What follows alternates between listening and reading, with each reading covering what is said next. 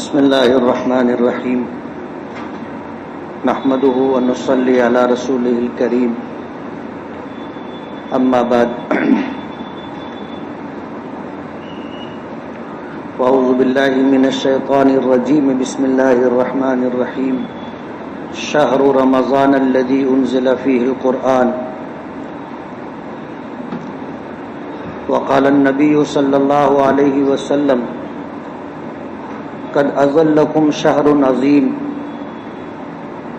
شہر مبارک شہر فیہ یزاد رزق المومن اولها رحمت واوسطها مغفرت وآخرها عتق من النیران او کما قال علیہ الصلاۃ والسلام۔ بزرگان محترم اور عزیز دوستو، اللہ تعالیٰ نے یہ کائنات بنائی، اس میں دن اور رات طے فرمائے، 12 مہینے بنائے جسے سال کا نام دیا گیا، اور اللہ تعالیٰ نے ان مہینوں کے تعین کے لیے ابتدا اور انتہا کے لیے چاند مقرر فرمایا کہ چاند کا وجود مہینے کی شروعات ہوتی ہے اور چاند کا ختم ہو جانا مہینے کا اختتام ہوتا ہے۔ یہی وجہ ہے کہ اسلامی تمام تر احکامات چاند کی تاریخوں سے چلتے ہیں۔ آج دنیا میں شمسی تاریخ جاری ہے اور وہی لوگوں کے درمیان رائج بھی ہے، لیکن اسلام میں چاند کی تاریخوں کو اللہ پاک نے بنیاد قرار دی ہے۔ چاند دیکھ کر روزہ شروع کیا جاتا ہے اور چاند دیکھ کر کے روزہ ختم کیا جاتا ہے۔ اسلامی تہوار کہو، خوشی کے مواقع کہو، اسلامی عبادتیں کہو، اس کی بنیاد چاند کی تاریخیں ہیں۔ اس طرح اللہ تعالیٰ نے 12 مہینے بنائے اور ان مہینوں میں رمضان کے مہینے کو فضیلت و برتری عطا فرمائی، اور یہ اس امت کی خصوصیت ہے۔ پچھلی کسی بھی امت کو اللہ پاک نے رمضان کا مہینہ نہیں دیا۔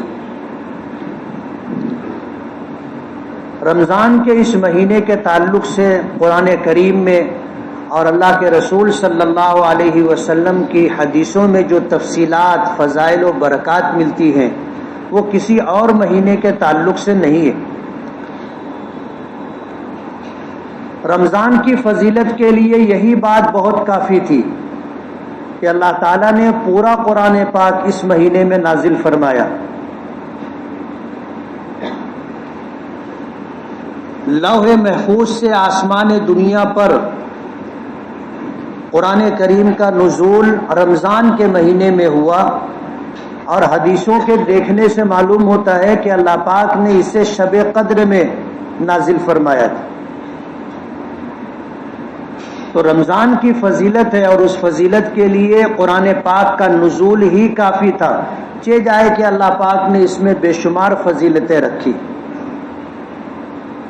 رمضان کا مہینہ ہے، کچھ عبادتیں اس کے ساتھ مخصوص ہوتی ہیں، اور اس مہینے کے چلے جانے کے بعد ان عبادتوں کی فرضیت بھی اور اس کی سنیت اور فضیلت بھی باقی نہیں رہتی۔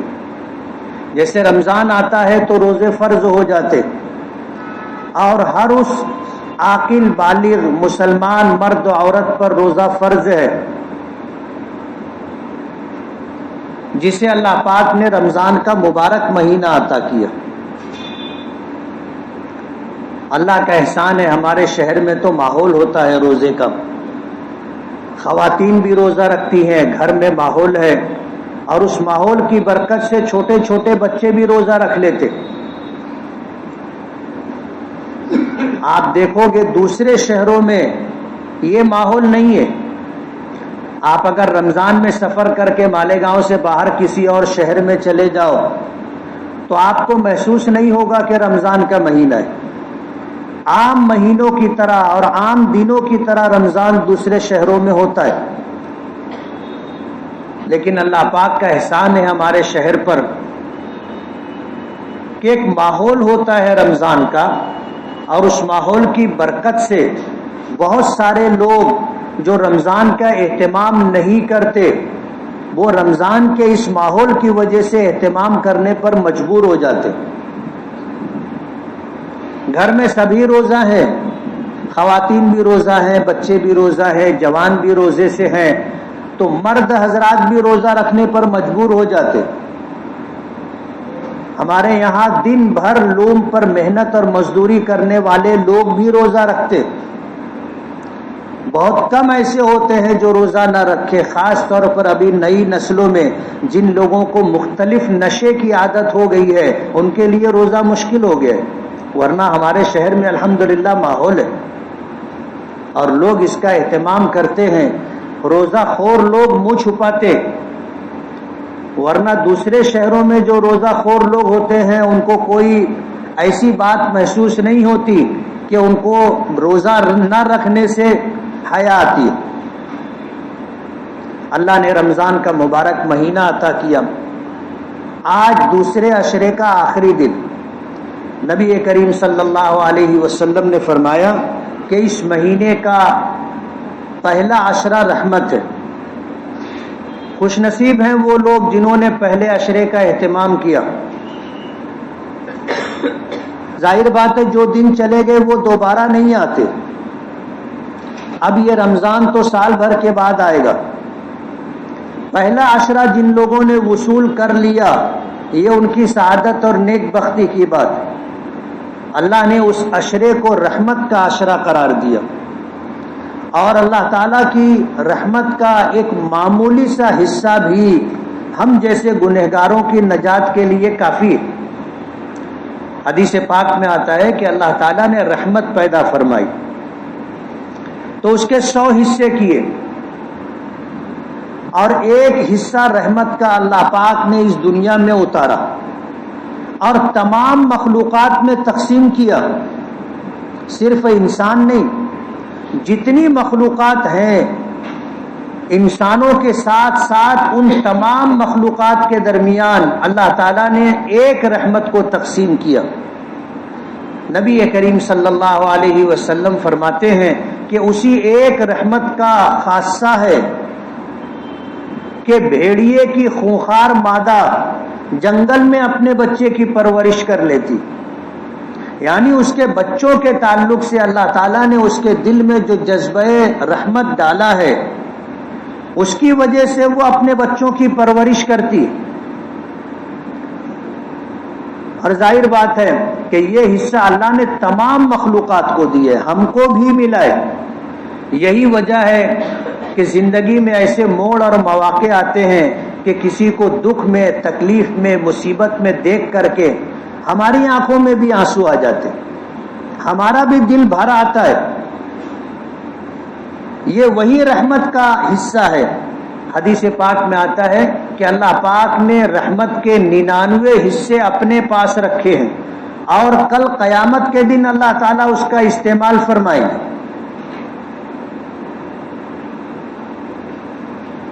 ایک رحمت کا یہ خاصہ ہے کہ دنیا میں آپ کو کروڑوں رحم دل انسان ملیں گے، کروڑوں افراد ایسے ملیں گے جو دوسروں کے دکھ درد کو محسوس کرتے ہیں، اور کتنے ایسے ہوتے ہیں کہ وہ کسی کو دکھ اور تکلیف میں دیکھ بھی نہیں سکتے، اتنا دل ان کا نرم ہوتا ہے، اور اس دل میں اللہ تعالیٰ اتنا جذبہ رحمت کا حصہ رکھتا ہے کہ وہ اپنی تکلیف تو جانے دو، دوسرے کسی شخص کو بھی تکلیف میں دیکھ نہیں سکتے، ان سے برداشت نہیں ہوتا۔ اللہ تعالیٰ نے رحمت کے 99 حصے اپنے پاس رکھے اور کل قیامت کے دن اسے استعمال فرمائیں گے۔ حدیث پاک میں آتا ہے کہ معمولی معمولی بہانوں پر اللہ تعالیٰ مغفرت کے فیصلے فرمائیں گے۔ بنی اسرائیل کا واقعہ نبی کریم صلی اللہ علیہ وسلم نے ذکر فرمایا کہ میدان محشر ہوگا، 2 شخص اللہ کی بارگاہ میں پیش کیے جائیں گے، اور ان کے لیے جہنم کا فیصلہ ہو جائے گا، حکم ہوگا کہ جاؤ جہنم کے کندے بن جاؤ، تو ایک شخص ہوگا وہ جہنم کی طرف سرپٹ بھاگتا ہوا جائے گا، دوسرے شخص کی پیشی ہوگی، اس کے لیے بھی فیصلہ ہوگا کہ جہنم کے کندے بن جاؤ، تو وہ چلتا ہوا جائے گا اور بار بار پلٹ کر کے عرش الہی کی طرف دیکھ رہا ہوگا۔ فرشتوں کو حیرت ہوگی کہ فیصلہ ہو جانے کے بعد ان دونوں کو حکم ہوا تھا کہ جہنم کے کندے بن جاؤ، ایک کا عمل تو یہ ہے کہ وہ سرپٹ دوڑتا ہوا جہنم کی طرف جا رہا ہے، اور دوسرا ہے کہ چلتا ہوا رکتا ہوا پلٹ پلٹ کر کے عرش الہی کی طرف دیکھ رہا ہے۔ فرشتوں کی حیرت کو اللہ پاک جان لے، اور ان کی حیرت کو دور کرنے کے لیے دونوں کو واپس بلانے کا حکم ہوگا کہ دونوں کو واپس بلاؤ۔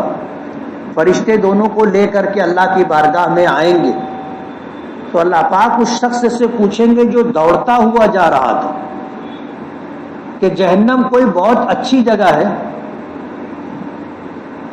جہاں جانے کی تمہاری آرزو اور تمنا تھی، حکم ہوتے ہی سرپٹ دوڑتے ہوئے جا رہے تھے۔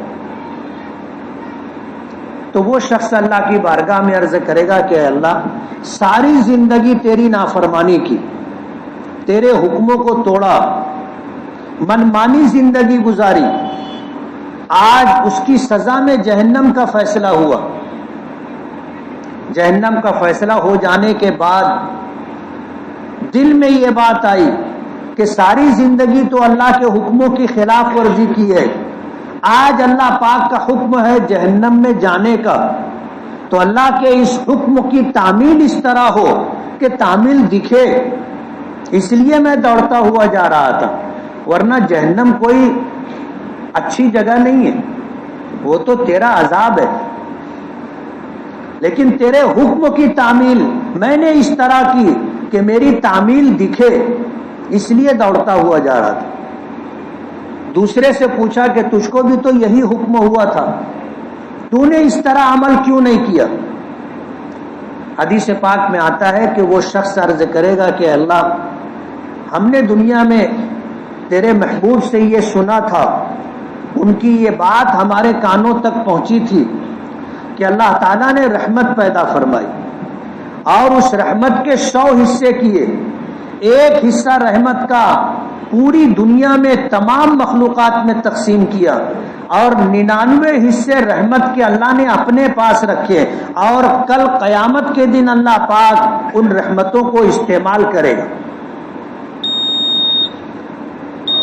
میں اپنی نافرمانیوں کی وجہ سے جہنم کا تو مستحق تھا اور ہوں، لیکن تیرا فیصلہ ہونے کے بعد دل میں یہ خیال آیا کہ اللہ پاک کے پاس رحمت کے 99 حصے ہیں، اور آج کے دن اس رحمت کو اللہ پاک استعمال کریں گے، تو میں بار بار عرش کی طرف رک کر کے پلٹ کر کے دیکھتا تھا کہ شاید اللہ کی رحمت اب جوش میں آ جائے، شاید اللہ کی رحمت اب جوش میں آ جائے اور میرے لیے معافی کا فیصلہ ہو جائے، اللہ کی اس رحمت سے کچھ حصہ مجھے بھی مل جائے۔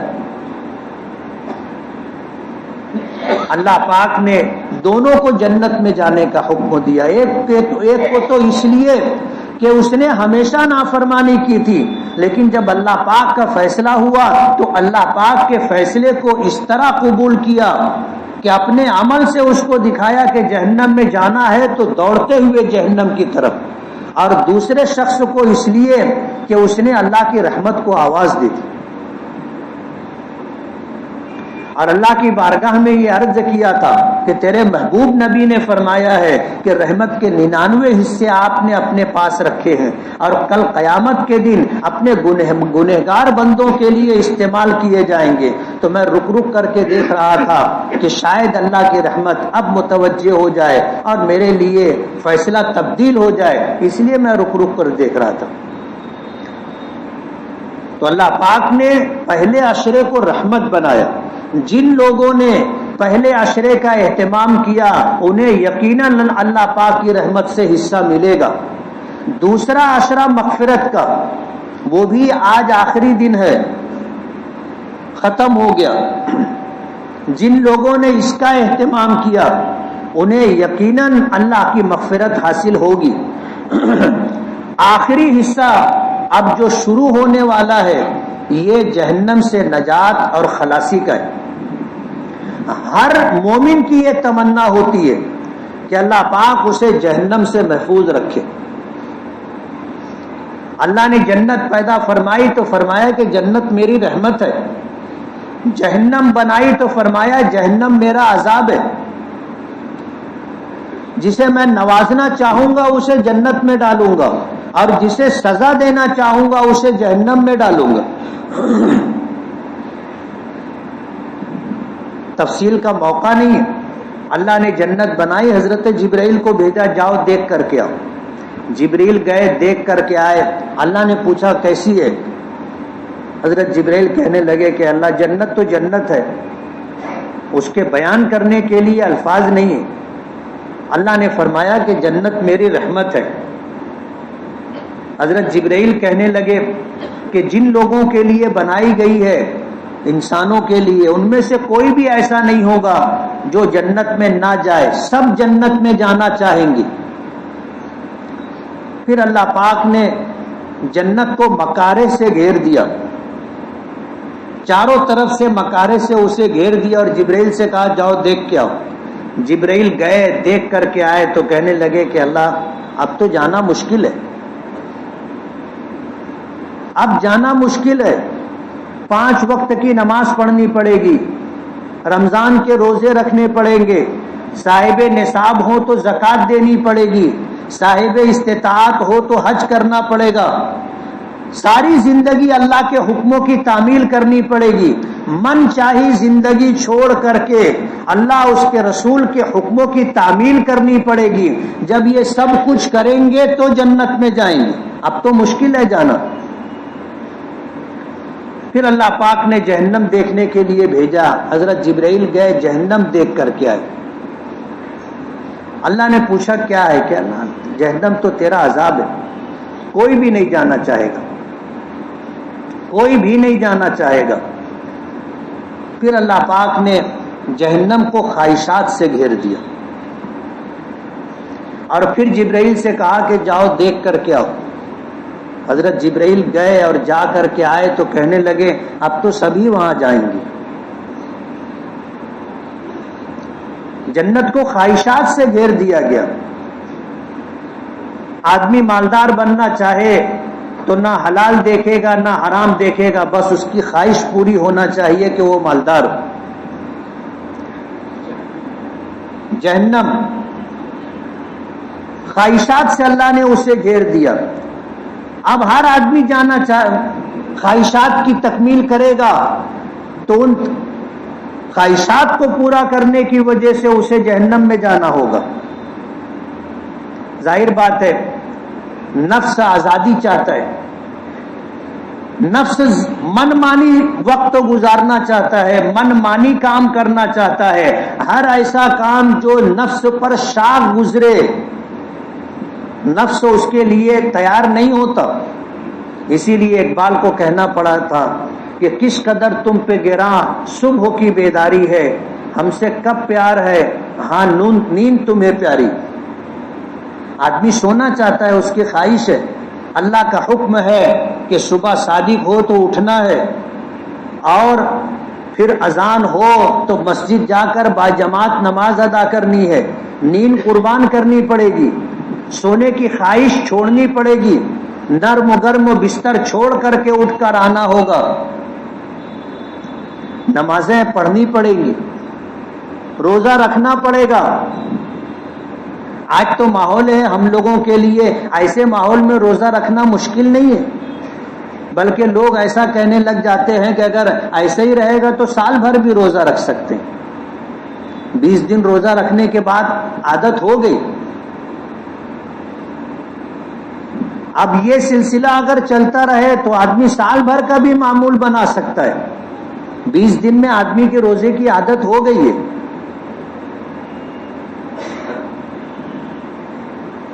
تو روزے رکھنے پڑیں گے. دل نہیں چاہے گا مال دینے کے لیے، لیکن زکوٰۃ کے نام پر مال نکالنا پڑے گا، حج کرنا پڑے گا، 24 گھنٹے اللہ اس کے رسول کے حکموں کے مطابق گزارنے پڑیں گے. اور یہ ساری چیزیں خواہشات کے خلاف ہیں. خواہش یہ ہے کہ کسی طرح کی کوئی روک ٹوک نہ ہو، ہم جو چاہیں وہ کرتے رہیں، من مانی زندگی گزارتے رہیں. آدمی کی خواہش یہ ہوتی ہے. تو اللہ پاک نے جہنم کو خواہشات سے گھیر دیا. جو آدمی خواہشات پر عمل کرتا رہے گا، ظاہر بات ہے پھر وہ جہنم میں جائے گا. خواہشات کی قربانی دینی ہوگی. ہم سب کی زندگی کا مقصد جنت میں جانا اور جہنم سے نجات پانا ہے. اللہ پاک کا ارشاد ہے کہ کل نفس ذائقۃ الموت وانما توفون اجورکم یوم القیامہ فمن زحزح عن النار وادخل الجنۃ فقد فاز. جس شخص کو اللہ پاک نے جہنم سے نجات دے دی اور جنت کا داخلہ عطا کر دیا، فقد فاز. تاکید کے لفظ کے ساتھ اللہ پاک نے فرمایا وہ یقیناً کامیاب ہو گیا. تو ہماری اور آپ کی کامیابی یہ ہے کہ اللہ ہمیں جنت عطا کر دے اور جہنم سے نجات دے دے. یہ ہماری کامیابی ہے. اور اگر اس کے خلاف ہوتا ہے تو ہماری ناکامی ہے، چاہے دنیا جس طریقے سے بھی گزری ہو. آخری عشرہ جہنم سے نجات کا ہے، اور اللہ نے 2 ہی ٹھکانے رکھے، تیسرا ٹھکانہ نہیں ہے. مرنے کے بعد یا تو آدمی جنت میں رہے گا یا جہنم میں رہے گا، تیسری کوئی جگہ نہیں ہے کہ چلو جنت میں بھی نہیں جہنم میں بھی نہیں کسی تیسری جگہ رکھ دیں گے. ایسا نہیں ہے. یا تو ٹھکانہ جنت ہے یا ٹھکانہ جہنم ہے. اور آخری عشرہ اللہ پاک نے جہنم سے نجات اور خلاصی کا بنایا ہے. لیکن دکھ کے ساتھ کہنا پڑتا ہے کہ لوگ آخری عشرے کا اہتمام نہیں کرتے. بیشتر مسجدوں میں قرآن پاک کی تکمیل ہو چکی ہوتی ہے، اور اس کی وجہ سے ہوتا یہ ہے کہ پھر لوگ تراویح میں بھی کوتاہی کرنے لگ جاتے ہیں. کتنے لوگ ہوتے ہیں پھر تراویح بھی نہیں پڑھتے. حالانکہ آخری عشرہ پہلے 2 عشروں کے مقابلے میں اہم ہے. اللہ نے اس میں 2 عبادتیں رکھی ہیں آخری عشرے میں، ایک شب قدر اور دوسرا اعتکاف. اور ظاہر بات ہے آخری عشرے کا اہتمام ہوگا تو ہی آخری عشرے کی جو فضیلتیں ہیں وہ حاصل ہوں گی. 20 دن 2 عشرے گزارنے کے بعد آدمی عید کی تیاری میں لگ جاتا ہے. کتنے لوگوں کو آپ دیکھو گے کہ مسجد میں تراویح کھڑی ہوتی ہے اور بازار میں خریدی چل رہی ہوتی. بیوی بچوں کو لے کر کے آدمی خریدی میں لگا ہوتا ہے، تراویح چھوڑ دیتا ہے. حالانکہ آخری عشرہ پہلے 2 عشروں کے مقابلے میں زیادہ اہم تھا، اس میں زیادہ عبادت ہونی چاہیے تھی. تو لوگوں سے تراویح میں کوتاہی ہونے لگ جاتی ہے، اور شب قدر کی تلاش کے لیے جو حکم دیا گیا آدمی اس کو نظر انداز کر دیتا ہے. نبی کریم صلی اللہ علیہ وسلم کی عادت شریفہ تھی، کوئی رمضان آپ کا ایسا نہیں گزرا کہ آپ نے آخری عشرے کا اعتکاف نہ فرمایا. آخری عشرے میں ہمیشہ آپ نے اعتکاف فرمایا. اسی لیے یہ سنت مؤکدہ علی الکفایہ ہے. سنت مؤکدہ علی الکفایہ کا مطلب یہ ہے کہ حضور نے ہمیشہ اس کا اہتمام کیا، اس لیے اس کی تاکید ہے. یہ مؤکدہ سنت ہے. اور دوسرا یہ علی الکفایہ کہ ہر مسجد میں معتکف ہونا چاہیے. اگر کچھ لوگ بھی اعتکاف کر لیتے ہیں تو پوری بستی والوں کی طرف سے یہ سنت ادا ہو جائے گی. لیکن ظاہر بات ہے جو شخص یہ سنت ادا کرے گا، اعتکاف میں بیٹھے گا، اعتکاف کے فضائل برکتیں اسی کو حاصل ہوں گی. اور یہ شخص سبب بنا سب کی طرف سے سنتوں کی ادائیگی کا، تو ظاہر بات ہے سب سے زیادہ ثواب بلکہ پوری بستی کا مجموعی ثواب اللہ پاک اسے عطا کریں گے. حضور نے 1 سال 20 دنوں کا اعتکاف فرمایا. 1 سال ایسا بھی گزرا کہ آپ نے پورے مہینے کا اعتکاف فرمایا، لیکن آخری عشرے کا اعتکاف آپ نے کبھی نہیں چھوڑا، ہمیشہ آخری عشرے کا اعتکاف کیا. یہ 2 عبادتیں آخری عشرے کے ساتھ مخصوص ہیں.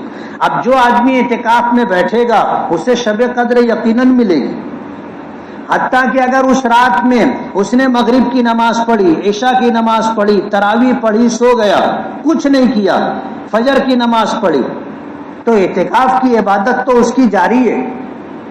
اعتکاف میں ہے تو یہ رات اس کی عبادت میں گزر گئی.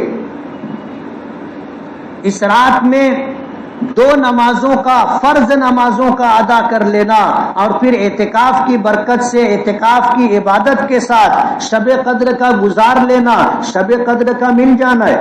اور ایک شب قدر کا مل جانا 83 سال 4 ماہ سے زیادہ زمانہ اللہ کی عبادت میں گزرا. اتنی تو ہماری زندگی بھی نہیں ہوتی. اس امت کو عمر جو دی گئی ہے وہ 60-70 سال کی. حضور نے فرمایا اعمار امتی ما بین 70 و 60، میری امت کی اوسطاً عمر 60-70 سال ہے، لیکن ایک شب قدر ملنے پر 83 سال 4 ماہ سے زیادہ زمانہ خالص اللہ کی عبادت میں گزرا ہے. اللہ ایسا اجر و ثواب عطا کرتے.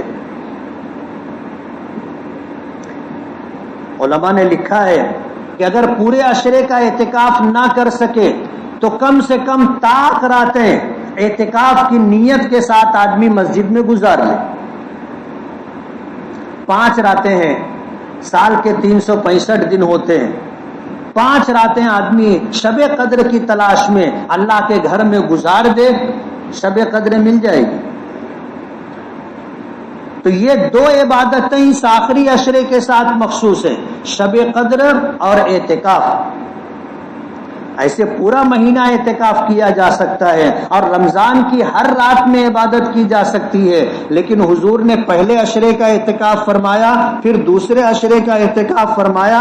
صحابہ کرام فرماتے ہیں کہ پھر فرمایا کہ میں نے شب قدر کی تلاش اور اہتمام کے لیے پہلے اور دوسرے عشرے کا اعتکاف کیا تھا، پھر مجھے کسی بتانے والے نے بتایا کہ شب قدر آخری عشرے میں طاق راتوں میں ہے، اس لیے جن لوگوں نے میرے ساتھ اعتکاف کیا تھا وہ آخری عشرے کا بھی اعتکاف کریں.